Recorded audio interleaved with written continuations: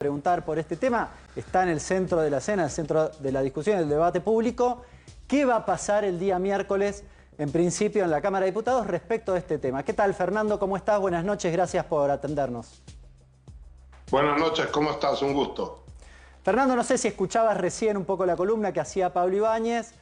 ¿Cuál es la situación del radicalismo hoy? ¿Qué han discutido? ¿Cuál es tu postura? Sí, bueno, nuestra postura que es clara y tiene que ver con la posición que ya tuvo el bloque en el momento en que se discutió esta ley, que es sostener el dictamen y sostener la ley que hemos aprobado. Lo cierto es que en el veto presidencial no hay nuevos argumentos, no hay ninguna situación nueva, es solamente la reiteración de lo que La Libertad Avanza ya dijo previamente, que lo hemos discutido en el recinto, por lo cual no hay razón alguna que justifique que podamos cambiar de posición. Hay que recordar que la ley previsional fue una iniciativa, esta ley previsional fue una iniciativa de nuestro bloque, el texto aprobado es el dictamen de nuestro bloque, acompañado por supuesto por muchos otros sectores políticos de la Cámara, y en consecuencia nuestra obligación es el día miércoles ir a rechazar el veto para asegurar, como bien se decía en la columna introductoria, una ley previsional que no es que le soluciona la vida a los jubilados ni que le recompone salario. Lo único que hace con mucha prudencia fiscal, con mucho sentido de responsabilidad, pero también con un sentido de equidad y solidaridad, es impedir que siga cayendo o que se deteriore el haber previsional respecto a la inflación. Claro. Esta Fernando, es la modestia que tiene el dictamen que hemos aprobado y que, por razones exclusivamente políticas y no fiscales, el gobierno ha vetado. Fernando, te pregunto específicamente, recién lo mencionaba Pablo, ¿hay algunos radicales que tienen intenciones de acompañar el artículo de recomposición del 8,1%, pero no el resto de los artículos, es decir, dejarlos vetados? ¿Efectivamente es así? Es cierto que se maneja esa hipótesis, de hecho una de las secretarias del bloque lo hizo público como una posibilidad.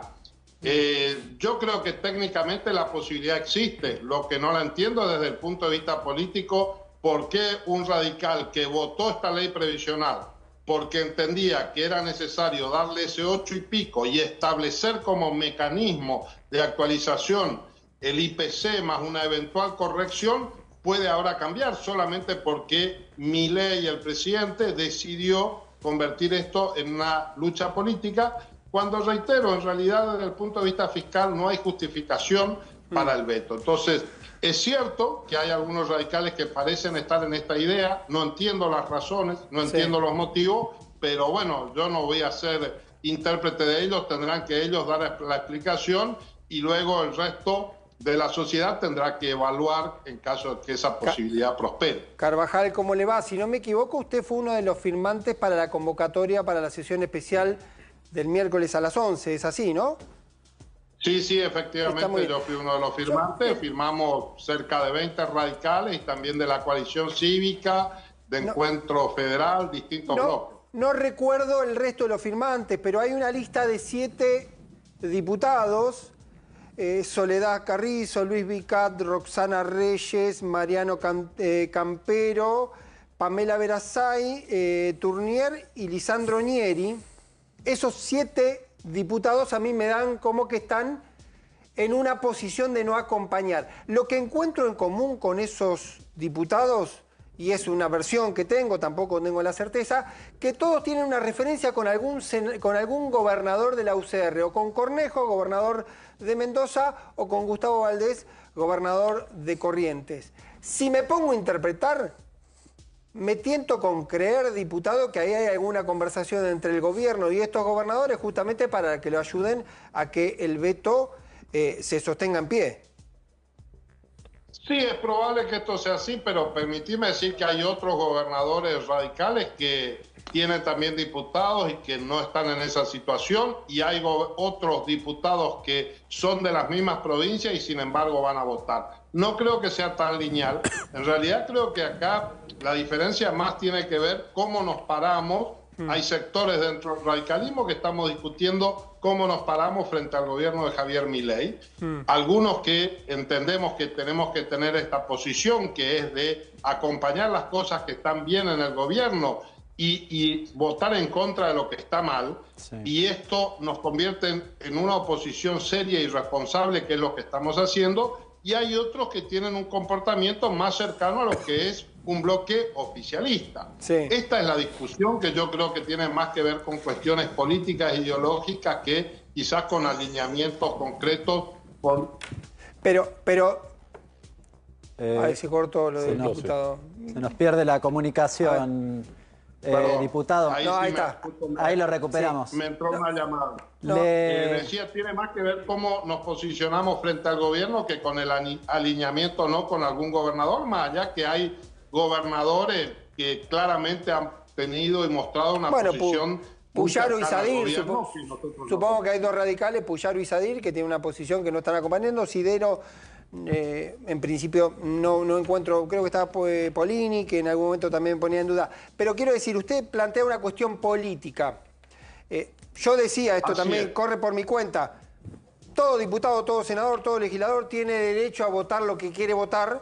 Lo paradójico en este caso es que hace 20 días votaron de una manera y que ahora podían votar de otra manera. Eso abre una serie de suspicacias. ¿Por qué puede uno cambiar el voto? ¿Por qué creer que hace un mes una ley era buena y el mismo legislador un mes después crea que esa ley ya no es buena?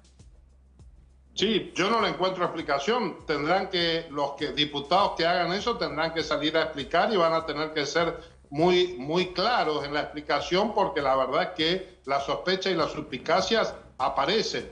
Claro. Digo, hay temas que son opinables, pero lo que no podemos hacer ni consentir es que un gobernador esté negociando un puente de su provincia por el bienestar de los jubilados. Esto carece de legitimidad política. ¿Sí? Nosotros no podemos intercambiar fichitas. El posicionamiento que estamos dando es de defensa de un sector vulnerable, que la está pasando mal, que además han perdido algunos beneficios que tenían en el PAMI, y que, reitero, con mucha responsabilidad fiscal, con mucha prudencia, pero con un elevado sentido de la solidaridad, decimos, por lo menos que en este contexto de ajuste no pierdan frente a la inflación. La verdad es que no hay argumento razonable para contrarrestar esto. Fernando le pregunta a Martín Granowski. Buenas noches, ¿qué tal, Fernando?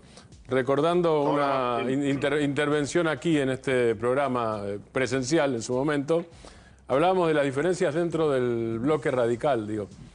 Estas diferencias son, Pablo lo marcaba antes, estas diferencias no parecen coyunturales, y además el Graf dice: Milei decidió convertir esto en una riña política, digamos, tomando una frase recogida del diálogo recién de ustedes con Hernán.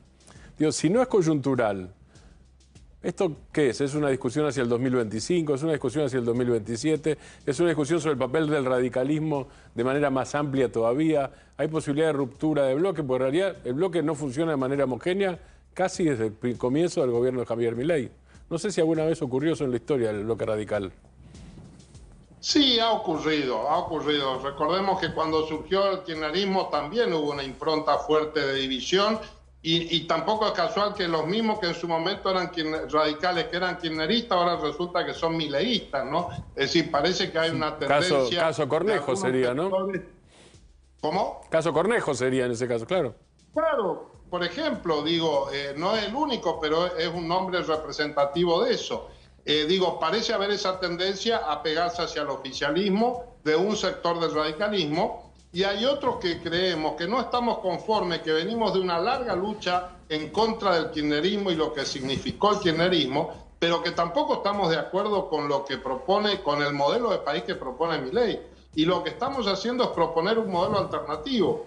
Por supuesto que la discusión es hacia el futuro. Nosotros queremos un país donde haya una socialdemocracia, donde tengamos un Estado inteligente, que haga y estimule y apoye la producción y genere trabajo. No queremos el Estado bobo del kirchnerismo, pero tampoco aceptamos la inexistencia del Estado que plantea Milei. Frente a eso, estamos parados construyéndonos con mucha responsabilidad, porque, reitero, nosotros podríamos haber sacado una ley diciendo que le dábamos a los jubilados un aumento del 500%, y eso sí hubiese sido un acto de irresponsabilidad.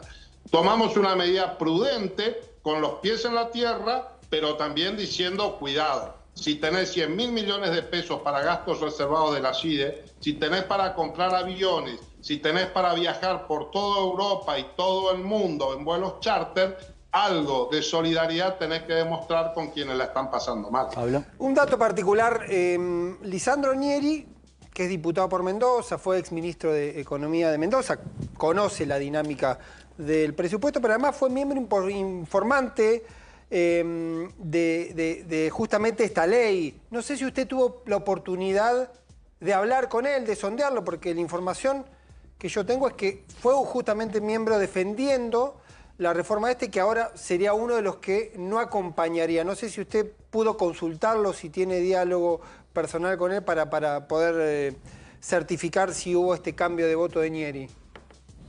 No, no lo puedo certificar, no tengo la posición de él personal, lo reconozco como, además de una excelente persona, un cuadro técnico de primer nivel. Ahora, acá la decisión no va a ser técnica, acá la decisión es política. O nosotros estamos con los sectores que lo necesitan y estamos dispuestos a sostener esto, o actuamos como un virtual bloque oficialista. Esto es lo que van a tener que definir algunos radicales, pero no solo algunos radicales, porque acá hay un montón de diputados de otros espacios políticos, incluido de Unión por la Patria, que también tenemos dudas acerca de cuál va a ser el comportamiento, porque la presión y los acuerdos con los gobernadores va más allá del radicalismo o del PRO. Así que digo, todo el Congreso estamos con esta incertidumbre. Nosotros lo que estamos convencidos es que este debate debe darse, que no es admisible seguir dilatando esta cuestión, porque tenemos que empezar a discutir el presupuesto, donde vamos a tener que discutir los haberes previsionales del año que viene, por lo cual se impone una decisión. Y decir que el hecho, si no logramos los 2/3, lo que va a pasar es que el país se va a quedar sin ley previsional, y esto es extremadamente grave, porque de acuerdo al artículo 14 bis de la Constitución, el Estado tiene la obligación de hacerlo. Por lo cual, si no lo hacemos, lo que va a hacer es un vacío legal que va a dar motivo a innumerable cantidad de acciones judiciales, como ha pasado en otros momentos históricos. Entonces, estamos actuando con responsabilidad institucional y con responsabilidad fiscal, y espero que los 2/3 de la Cámara acompañen este posicionamiento, o que el gobierno también reflexione y se den cuenta de la justicia y razonabilidad que contiene este proyecto, esta ley que han vetado innecesariamente. Fernando, muchísimas gracias. Fernando Carvajal, diputado nacional de la Unión Cívica Radical. Muchas gracias y buenas noches.